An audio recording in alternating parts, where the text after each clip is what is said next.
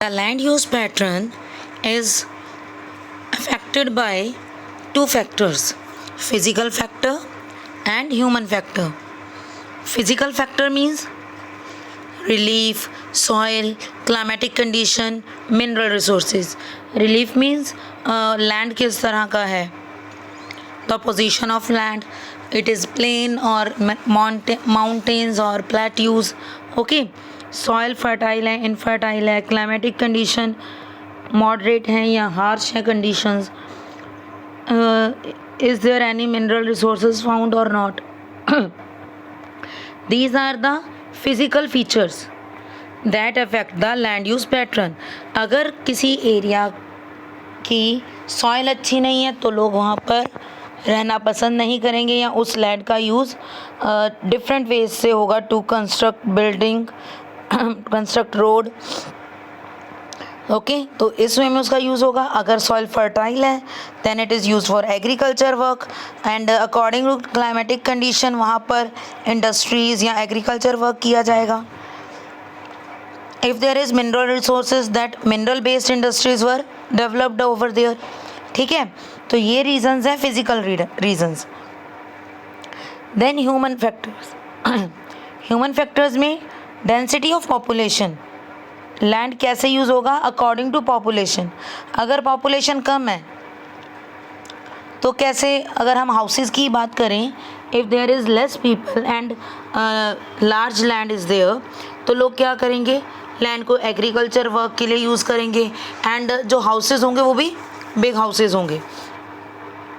But if we are talking about large population, then अब अगर हम दिल्ली बॉम्बे की बात करते हैं, वहाँ पॉपुलेशन ज़्यादा है और स्पेस कम है, लैंड कम है, तो वो क्या करते हैं, फ्लैट्स होते हैं, 2 रूम फ्लैट, 1 रूम फ्लैट. ठीक है, हमारे घरों जैसे बड़े घर नहीं हैं वहाँ पर, तो वो फ्लैट सिस्टम है. तो it is because of density of population at that places.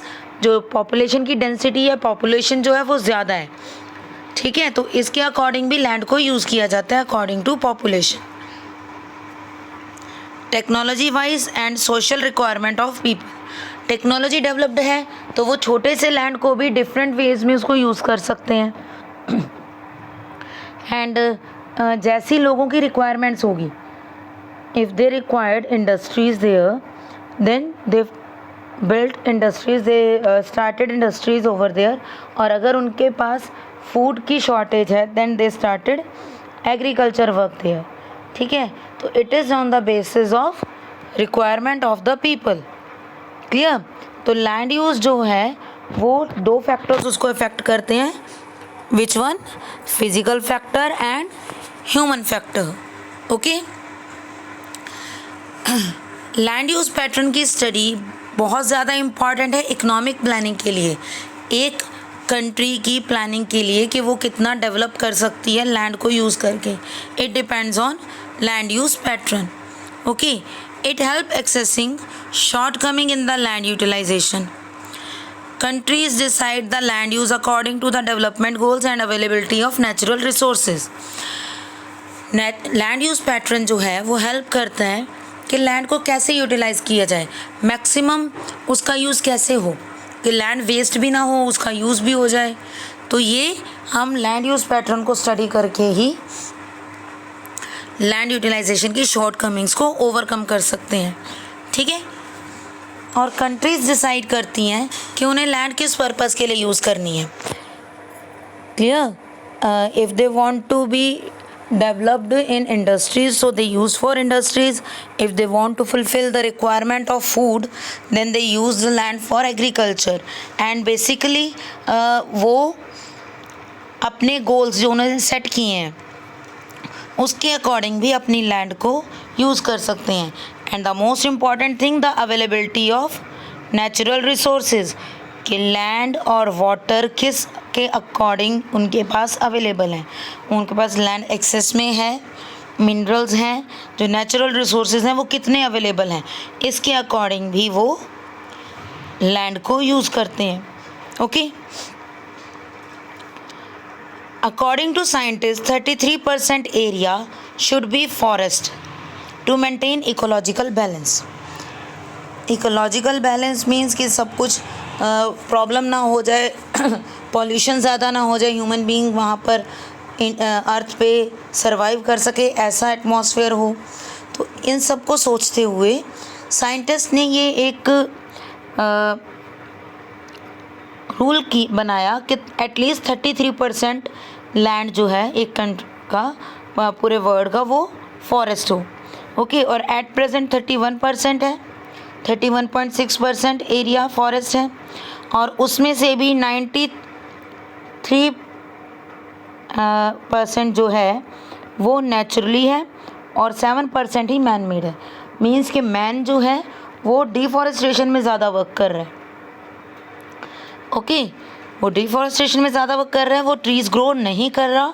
सिर्फ 7% ट्रीज़ ऐसे हैं जो ह्यूमन बीइंग ने ग्रो किए हैं, अदरवाइज 93% ट्रीज़ या फॉरेस्ट बाय नेचर ग्रो हुए हैं।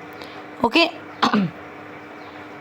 Earth's forest cover unevenly distributed, with some countries having most of their land covered by forest while other have limited forest cover. अब ये भी नहीं है कि पूरे वर्ल्ड में इक्वली फॉरेस्ट कवर हो। जापान में बहुत ज़्यादा है, इंडिया में लेस है। तो अकॉर्डिंग टू एरिया ये हर कंट्री में डिफ़र है। ठीक है, लैंड कंट्रीज़ हर एरिया में, हर कंट्री में लिमिटेड है, अलग अलग है, इक्वली डिस्ट्रीब्यूटेड नहीं है। So it is very much important to take initiative to conserve forest and discouraging deforestation. Deforestation को डिस्करेज करें, इनकरेज करें फॉरेस्टेशन को, और इनिशिएटिव लें।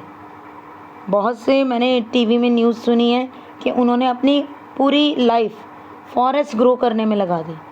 एक ट्री ग्रो करने में नहीं, पूरा एरिया फॉरेस्ट बना दिया अपना, जो जितनी भी उनकी प्रॉपर्टी थी उसको, because there were no forest. तो उन पर्सन्स की हेल्प के साथ ही वो फॉरेस्ट ग्रो हुए। ठीक है, तो बहुत से ऐसे इंडिया में भी लोग हैं जिन्होंने अपनी प्रॉपर्टीज़ को फॉरेस्ट ग्रो करने में यूज़ किया है। Okay, India has the maximum arable land in the world, followed by United States and China. India के पास सबसे ज़्यादा एरिया है जिस पर हम एग्रीकल्चर वर्क कर सकते हैं, चाइना और USA के बाद। ठीक है, and Suriname was the maximum forest cover in the world. Suriname में सबसे ज़्यादा फॉरेस्ट कवर है पूरे वर्ल्ड के। Now land is not too much, ऐसा नहीं है कि हम लैंड को ग्रो कर सकते हैं या लैंड को और ज़्यादा बढ़ा सकते हैं। It is very much limited. Okay, and it is very difficult to take decision that for which purpose we have to use land. बहुत मुश्किल है ये डिसीज़न लेना कि किस पर्पस के लिए हम लैंड को यूज़ करें। लैंड लिमिटेड है। अब हम ट्री ग्रो कर सकते हैं, हम अपनी इंडस्ट्रीज़ बढ़ा सकते हैं, बट हम लैंड को नहीं बढ़ा सकते।